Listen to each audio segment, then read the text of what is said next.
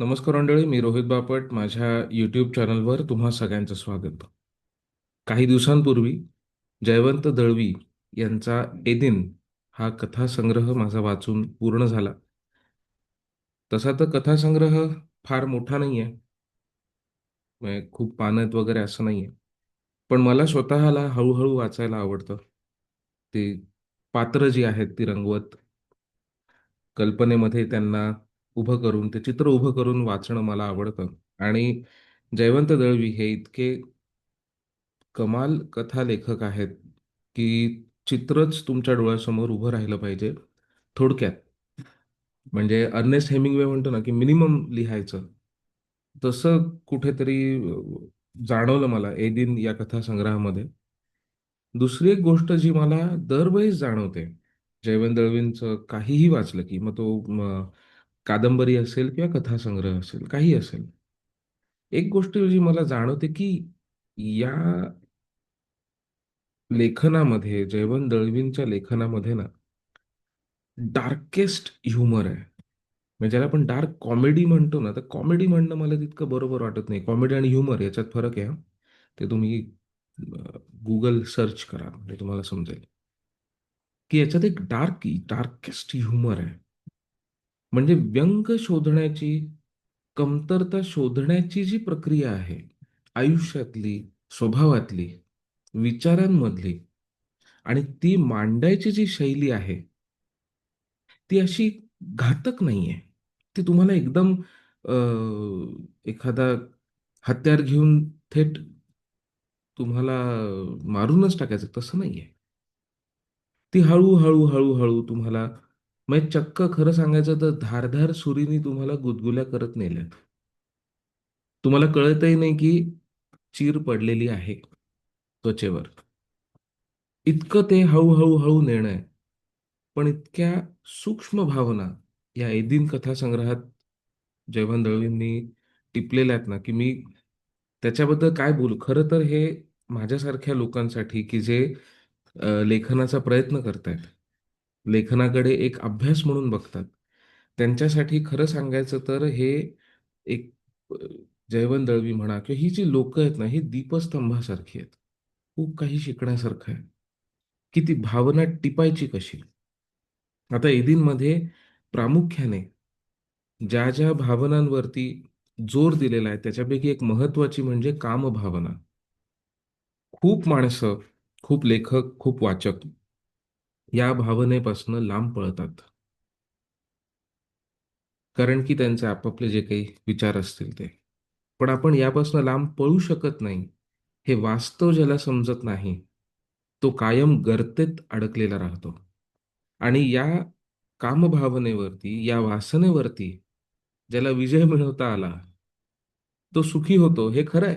कारण की या कथासंग्रहांमध्ये अनेक पात्र अशी आहेत, की ज्यांच्या काही वासना आणि शारीरिक वासनाच प्रत्येक वेळी असल्या पाहिजेत असं काही नाहीये बरं का. हा एक लोकांचा गैरसमज आहे. ते षड्रिपूंमध्ये काम हा एक षड्रिपू आहे आणि त्याचा प्रत्येक वेळी लोकं संबंध जो लावतात, तो थेट कामसूत्राशी लावतात. चुकीचं आहे.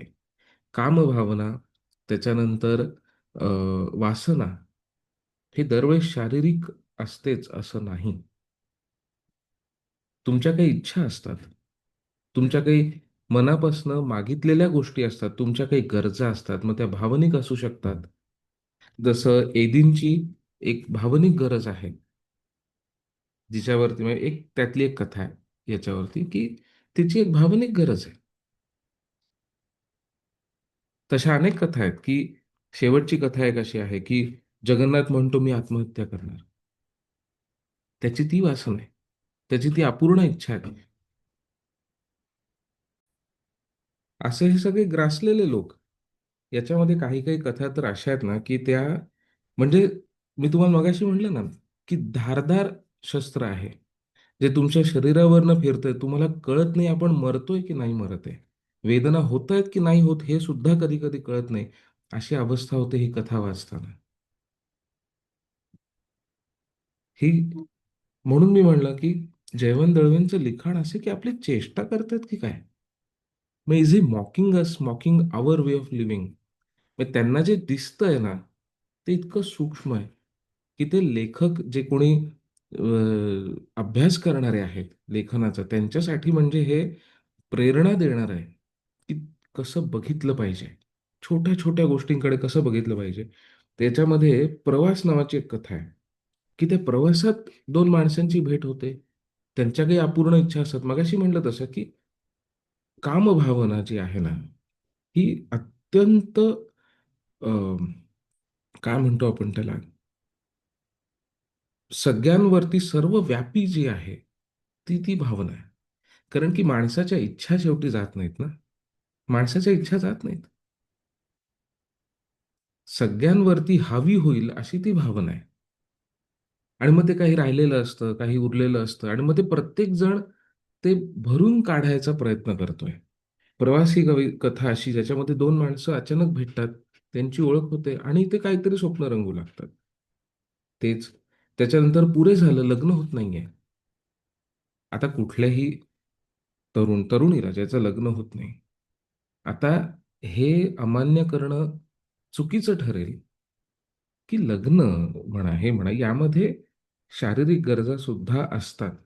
हे तुम्ही मान्य केलं पाहिजे आणि मानसशास्त्राच्या दृष्टीने हा एक प्रचंड मोठा फोर्स आहे. आणि त्याच्या अनुषंगाने जेव्हा तुम्ही एखाद्या व्यक्तीच्या वागण्याकडे बघता, तेव्हा तुम्हाला ते जे इंग्रजीत आपण म्हणतो ना मिसिंग पीसेस, ते बरोबर तुम्हाला दिसायला लागतात. आपण जर या गोष्टींकडे दुर्लक्ष केलं, तर आपण माणसांना ओळखायला चुकू शकतो. पुरे झालं, ही कथा अशीच. त्याच्यानंतर होलपट होतीये, व्यंग, बुडबुडा. त्याच्यानंतर बळी ही एक कथा फार विचित्र आहे. आता एक झाली जीवित माणसाची कामवासना. दुसरी आहे ती गेलेल्या माणसाच्या इच्छा. त्यांचं काय कराल? मी फार पूर्वी स्वतः एक लघुकथा लिहिलेली होती, ज्याच्यामध्ये हे वाचायच्या आधी म्हणजे खूप आधीच आहे, 3-4 वर्षापूर्वीची आहे, की ज्यात गेलेल्या व्यक्तीच्या इच्छा ज्या आहेत, त्या कधी-कधी अपूर्ण राहिलेल्या असतात. त्याच्यावरती आहे. तसा हा बळी जो आहे, तो बळी मागतोय. काहीतरी त्याच्या बाबतीत घडलेलं आहे. त्यामुळे ते अपूर्ण राहिलंय. कुठे ना कुठेतरी सगळ्या कथांमध्ये तुम्हाला जाणवेल, की माणसाची इच्छा जी आहे ना, ती कुठेतरी अपूर्ण राहिलेली आहे. कुठेतरी रुखरुख आहे. कुठेतरी कधीतरी स्वतःच मागे घेतलेलं आहे एदिनसारखं. कधीतरी नशिबामुळे मागे राहिलेले प्रवास असेल, परित्यक्ता असेल किंवा पुरे झाल्यासारखं असेल, की जिकडे परिस्थितीमुळे ते अपूर्ण राहिलं. कुठेतरी बळी आहे, की जिकडे गेलेल्या माणसाचे आहेत. कुठेतरी शेवटची कथा, की आता तो आत्महत्या करणार म्हणतोय. आपल्याला ते वेडेपणासारखं वाटू शकतं, पण त्या माणसाची विशुद्ध भावना अशी असू शकते. खरं सांगायचं तर जेव्हा कधी आपण आपली विशुद्ध भावना आपल्या मनात जी आहे, खरी आहे तशी लोकांसमोर मांडतो ना, तेव्हा ते थोडंसं वेडपटपणासारखंच वाटू लागतं. त्यामुळे आपण काय करतो खूपदा, आपण आपल्या भावनांवरती ना, लोकांना बरं वाटेल, लोकांना पटेल अशा शब्दांचे लेप लावतो. जेणेकरून आपल्याला कोणी पटकन वेडं म्हणणार नाही. पण इथे जयवंत दळवींनी त्या माणसांना, त्या भावनांना, ते सगळे जे जे लेप असतात ना, लोकांना काय वाटेलचे, ते सगळे काढून टाकलेले आहेत. आणि विशुद्ध मानवी भावना, मानवी अ, विचार, मानसशास्त्र थेट यांची पकड धरून अशा अनेक कथा याच्यामध्ये आहेत. तुम्हाला बेचैन व्हायला होईल या कथा वाचून. आणि आपण बेचैन का होतोय हे सुद्धा तुम्हाला पटकन सांगता येणार नाही. इतकं ते सूक्ष्म आहे, इतकं ते सटल आहे. मी वाचलेल्या फार कमी कथा आहेत, की ज्यांच्यातून असं जाणवलं, की मला हे शब्दात सांगणं कठीण आहे, की मला काय वाटतंय. पण लागी करे जेव्हा कटार हे खरं आहे. मग रक्ताचा थेंब पण आलेला नाहीये, पण जखम मात्र झालेली. ते म्हणून मला वाटतं, की जयवंत दळवी आमची चेष्टा करतात, की काय हे सगळं लिहून. इतका आभाळा एवढा मोठा लेखक. म्हणजे आपलं सुदैव आहे, की मराठीमध्ये असे लेखक होऊन गेलेले आहेत. ज्यांनी वाचलं नसेल, जरूर हा कथासंग्रह घ्या. जरूर वाचा. आणि जे कोणी लेखक असतील, ज्यांना लिहायचं असेल, जे अभ्यास करतायत, मी 100% सांगतो तुम्हाला लेखनाची, तुम्हाला त्या काय म्हणतात, त्या शैलीची एक वेगळी मिती सापडेल. कदाचित तुम्हाला त्यात प्रेरणा सुद्धा मिळेल. मला मिळाली. 100% मिळाली. त्यामुळे तुम्ही जर अभ्यासाच्या दृष्टीने पाहिलं तरीही हा कथासंग्रह चांगला आहे. तुम्ही जर कथा म्हणून वाचला तरीही हा सुंदर आहे. हा कथासंग्रह जरूर वाचा आणि मला कळवा की माझं जे विश्लेषण आहे, जे काही तोडकं मोडकं आहे, कारण की शब्दात सांगणं कठीण आहे, ते तुम्हाला कसं वाटलं आणि जर वाचून झालं असेल तर तुम्हाला पटलं का, हेही सांगा. पुढच्या वेळी भेटू, पुढच्या कुठल्या तरी पुस्तकाबद्दल बोला. तोपर्यंत धन्यवाद. आणि हो, पहिल्यांदा जर बघत असाल तर एकदा चॅनलला भेट द्या. आवडलं तर लाईक करा, शेअर करा. लोकांपर्यंत चांगली पुस्तकं, त्यांची माहिती आपण पोहोचवायचा प्रयत्न करूयात. वाचन कमी होतंय आपल्या आजूबाजूला. थोडं ते वाढवता येईल का? थोडं आपण आणखीन काही लोकांना वाचनाला प्रवृत्त करू शकतो का? याचा विचार करूया. त्याच्या दृष्टीनेच हा चॅनल सुरू केलाय आणि त्याच दृष्टीने मी पुढे काम करत राहणार आहे. पुन्हा भेटूया. धन्यवाद.